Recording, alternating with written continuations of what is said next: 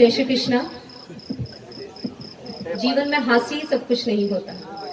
जीवन में जो यथार्थता होती है वही जीवन होता है।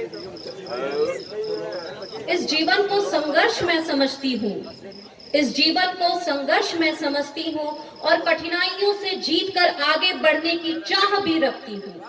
इस जीवन को संघर्ष में समझती हूँ और कठिनाइयों से जीतकर आगे बढ़ने की चाह भी रखती हूँ। इसलिए अपनी कविता जिंदगी की राह आपके सम्मुख रखती हूँ। इसलिए अपनी कविता जिंदगी की राह आपके सम्मुख रखती हूँ।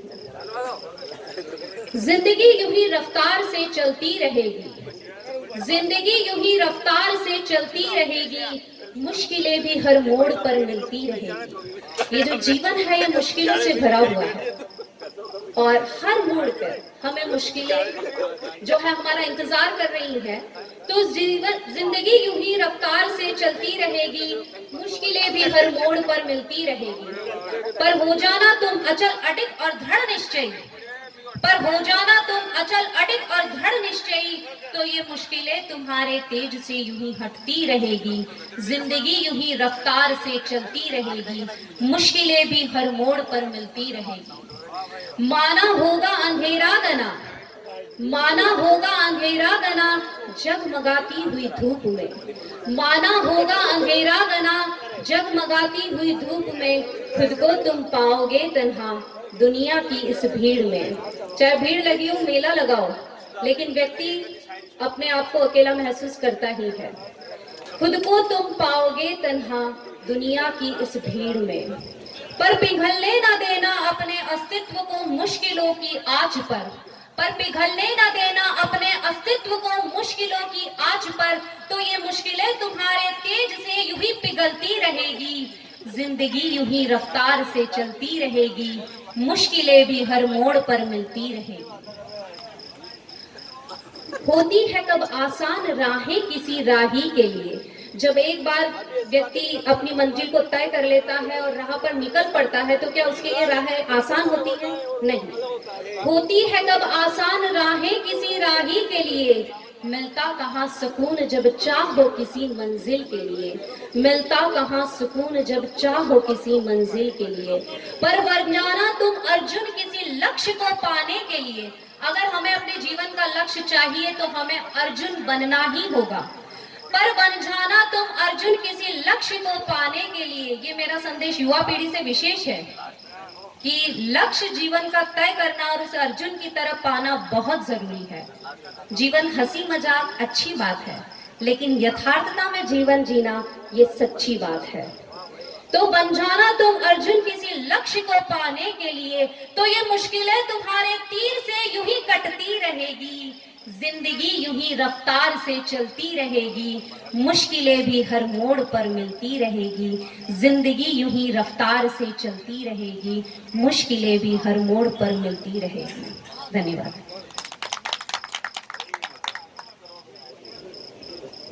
हमें बहुत गर्व महसूस करना चाहिए कि हमने भारत माँ की गोद में जन्म लिया है। जो माँ स्वाभिमान, त्याग और बलिदान के लिए विश्व प्रसिद्ध है, हम ऐसी धरा पर जन्मे हैं। और चूंकि मैं बाढ़धरा से आई हूँ, मैं बाढ़धरा से आई हूँ, स्वाभिमान रंग का रंग साथ में लाई हूँ। मैं बाढ़धरा से आई हूँ, स्वाभिमान का रंग साथ में लाई हूँ। जहाँ धरती माँ ने तिलक किया, जहाँ धरती माँ ने तिलक किया अपने लहू से वीरों ने, वहाँ ऐसे वीर हुए हैं जहाँ अपने रक्त का दान करके धरती माँ का श्रृंगार हुआ है। जहाँ धरती माँ को तिलक किया अपने लहू से वीरों ने, उन स्वाभिमानी महावीरों की, उन स्वाभिमानी महावीरों का गुणगान सुनाने आई हूँ। आज की युवा पीढ़ी को बहुत आवश्यकता है जागृत होने की, कि जिस देश में महाराणा प्रताप जैसे युवा, जिसने अकबर की अधीनता कभी स्वीकार नहीं करी, उस महावीर पर मैं अपनी कविता प्रस्तुत करनी जा रही हूं और सभी का ध्यान चाहूंगी। हालांकि सदस्य बहुत कम रह गए हैं, पर जितने हैं उन सभी का ध्यान चाहूंगी। मेरी कविता का शीर्षक है प्रताप की वीरता की गाथा। कविता लिखूं उस वीर पर कोई शब्द ही नहीं मिल रहा, कविता लिखूं उस वीर पर कोई शब्द ही नहीं मिल रहा, और प्रताप की वीरता के आगे हर शब्द छोटा पड़ रहा। कविता लिखूं उस वीर पर कोई शब्द ही नहीं मिल रहा, और प्रताप की वीरता के आगे हर शब्द छोटा पड़ रहा। मेवाड़ का सम्मान वो, मेवाड़ का सम्मान वो, जन जन यही बस कह रहा, और प्रताप की वीरता की गाथा हल्दी घाटी का कण कण कह रहा। जय राणा प्रताप की। कभी आइए हल्दी घाटी, वहां का कण कण प्रताप की वीरता की गाथा कहेगा आपको। राष्ट्र का गौरव है वो, राष्ट्र का गौरव है वो, बलिदान का प्रतीक जो, राष्ट्र का गौरव है वो, बलिदान का प्रतीक जो, शत शत नमन उस वीर को, स्वाभिमान का प्रतीक जो। इस स्वाभिमान की बहुत कमी हो गई है हमारे देश में, और इस स्वाभिमान को हमें फिर से जगाना है।